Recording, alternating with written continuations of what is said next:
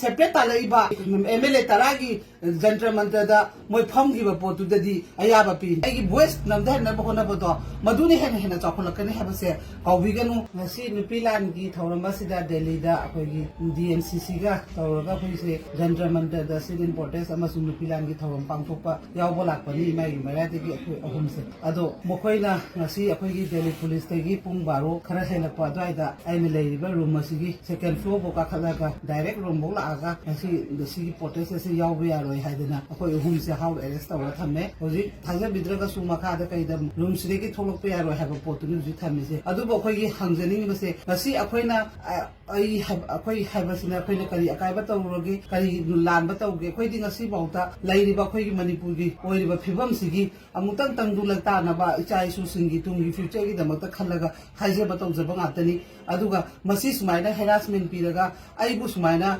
phajal laga punjelaga mafam khudimakta thamaga akhoi gi mangkhriba Kamal Babu tholokadra leikhidreba jiri gi tarutugi maigi justice phangdoi haraga di kaisu kaide tawbiyu akhoi di afabu tawbiraga di kem kaide leijage aigi voice namda na bhona bodo maduni hen chakhulakani habase kaubiganu ngasi akhoi da tawbiriba punamakna center oigera state oigera leiba punamakna akhoi su praja amani democracy right ni masida asi athing bathama agadi tasena hena sumsum nungsinada ba haba potu laadi si masi yamna niyom chada bani ngasi nupilan gi function tawriba Manipur da celebrate tawba poto akhoi na stage da leiba akhoi gi furup cha myam ga punna akhoi gi oiriba May 3 tagi last year May 3 tagi oiriba posida kitang condemn tawdana khotana tabi na ba haidana praja puna maki khalaga hona jaba posida sumaina tawr pasya nungaite aduna praja leiba puna mangna su kanana chumbano kanana lambano habado huji decide tawba matam yore sumaina tawdana khoi bu namda dana hona biba makhoi gi wangang bagi sakti phanganda bagi pot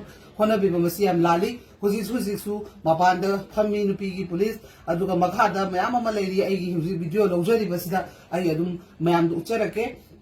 aduna masigi justice se amtandi khoi myam manaraga tominasi akhoi kyam kuina sumaina namdara thamkidoino akhoi lengak sina akhoi dahan kesuna dimo akhoi gi separate talaiba akhoi gi MLA taragi jantra mantra da moi phomgiba potudadi ayaba pi demand tawaiba union territory demand tawiba separate pu tawiba dudi moi gi phambadadi allow tawi aduga praja akhoi gi innocent oiba khoi thani pan gi angang leikhidaba chahi ani makhai gi leikhidaba ita roi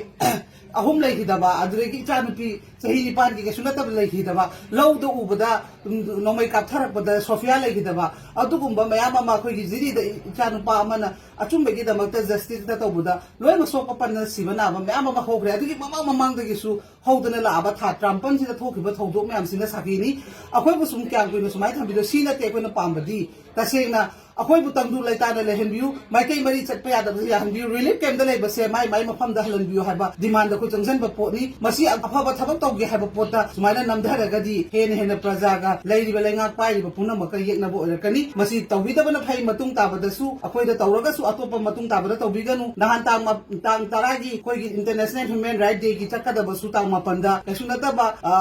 khoi gi Kamal Babu gi wife ki mai governor da changbagi appointment matang da khoi la kitang mateng pamubai da magda nungdin pung ni dei na mapan bu phara thamba sugumba yamna natai pudei chada bani ki niyom se sumaina lona karamba right ta karamba kano da samvidhan makha da leibano masi punna amtang khangminaraga praja amuta oina masi akhoi namdha basum hore habase khangminaba ma mathau tare aduna praja miyam leiba seso leiba ibung ipa